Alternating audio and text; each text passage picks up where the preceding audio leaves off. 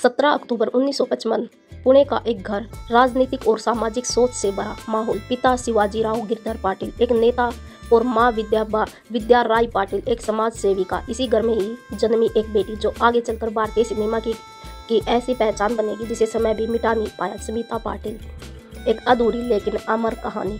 बचपन से ही उनमें एक गंभीरता और आत्मविश्वास था। जब उनकी उम्र की लड़कियां गुड़ियों से खेलती थी, स्मिता अपने आसपास की असल जिंदगी को गहराई से देखती थी। खेतों में काम करती औरतें, मेहनत के बाद भी भूखे सोने वाले परिवार, औरतों के संघर्ष, शायद यही कारण था कि आगे चलकर उनके किरदार सिर्फ पर्दे की कहानी नहीं बल्कि लोगों के दिलों की सच्चाई बन गई। कॉलेज खत्म होते होते वे दूरदर्शन में न्यूज रीडर बन गई। उनके चेहरे की सादगी और आवाज की गंभीरता ने लोगों का ध्यान खींचा। इसी दौरान श्याम बेनेगल जैसे निर्देशकों की नजर उन पर पड़ी और 1975 में उन्हें पहला मौका मिला चरणदास चोर। यहीं से एक नए सितारे का जन्म हुआ जो चमकने के लिए ग्लैमर का मोहताज नहीं था। उनकी फिल्में थी मंथन, भूमिका, चक्कर, आक्रोश, अर्ध सत्य, मिर्च मसाला सिर्फ कहानियां नहीं थी बल्कि समाज के आईने थे। वे ग्लैमरस हीरोइन के टेम्पलेट में फिट नहीं हुई। वे गांव की माटी की खुशबू, शहर की सच्चाई और औरत की ताकत का पहचान बन गई। स्मिता सिर्फ पर्दे की ही नहीं, असल जिंदगी में भी एक नारीवादी थी। वे मुंबई के विमेंस सेंटर से जुड़ी और महिलाओं के अधिकारों के लिए आवाज उठाई। लेकिन उनकी निजी जिंदगी उतनी ही आसान नहीं थी। अभिनेता राज बब्बर से उनका रिश्ता मीडिया में चर्चा का विषय बना। इस रिश्ते ने उन्हें बहुत आलोचना भी दिलाई, लेकिन वे अपने फैसलों पर डटी रही। 1986 में जब उनका कैरियर अपने शिखर पर था, उन्होंने अपने बेटे प्रतीक बब्बर को जन्म दिया। लेकिन किस्मत को कुछ और ही मंजूर था। प्रसव पीड़ा के कारण कुछ घंटों बाद ही महज 31 साल की उम्र में स्मिता पाटिल इस दुनिया को छोड़ गई। स्मिता पाटिल एक ऐसी अदाकारा जिनकी गंभीर और खूबसूरत अदाकारी आज भी लोगों के दिलों में बसी हुई है।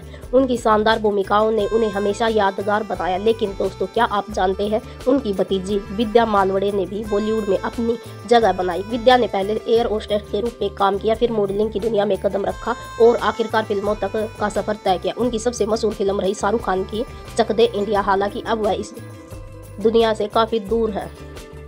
विद्या ने लॉ की पढ़ाई पूरी की और फिर एयर होस्टेस बनी। इस दौरान उनकी मुलाकात एलायंस एयर के पायलट कैप्टन अरविंद सिंह बग्गा से हुई। दोनों को प्यार हुआ और 1997 में जब विद्या सिर्फ 24 साल की थी, उन्होंने शादी कर ली। लेकिन किस्मत ने उन्हें बड़ा धोखा दिया। शादी के केवल 3 साल बाद ही हवाई जहाज दुर्घटना में उनके पति की मृत्यु हो गई और दोस्तों, वो 27 साल की मात्र उम्र में विधवा हो गई। पति की मौत ने विद्या को गहरे सदमे में डाल दिया। उन्होंने नींद की गोलियां खाकर अपनी जान देने की कोशिश भी की, लेकिन उनके पिता ने उन्हें बचा लिया। इसके बाद उन्होंने मेडिटेशन का सहारा भी लिया और अपनी ज़िंदगी को फिर से शुरू किया। मॉडलिंग के रास्ते उन्होंने बॉलीवुड में कदम रखा और साल 2003 में विद्या ने विक्रम भट्ट की फिल्म इंतहा से डेब्यू किया। हालांकि उनकी यह ज़्यादातर फिल्में बॉक्स ऑफिस पर खास कमाल नहीं दिखा पाई और 2007 में आई चक दे इंडिया ने उन्हें रातों रात मशहूर कर दिया। इस फिल्म ने 20 करोड़ के बजट में 109 करोड़ का शानदार कलेक्शन किया। विद्या ने कुल मिलाकर 1 दर्जन से ज़्यादा फिल्मों में काम किया, लेकिन अब वह फिल्मों से दूर अपनी ज़िंदगी में नए रास्ते तलाश रही है। और दोस्तों, स्मिता पाटिल ऐसे इस दुनिया को अलविदा कह गई, लेकिन उन्होंने जो छाप छोड़ी वो अमिट थी। उनके अभिनय, उनकी आंखों की सच्चाई, उनके किरदारों की मजबूती आज भी सिनेमा प्रेमियों के दिलों में जिंदा है। वे चली गई लेकिन पीछे छोड़ गई एक सवाल, क्या हम अपने असली कलाकारों को उनकी ज़िंदगी में ही पहचान पाते हैं?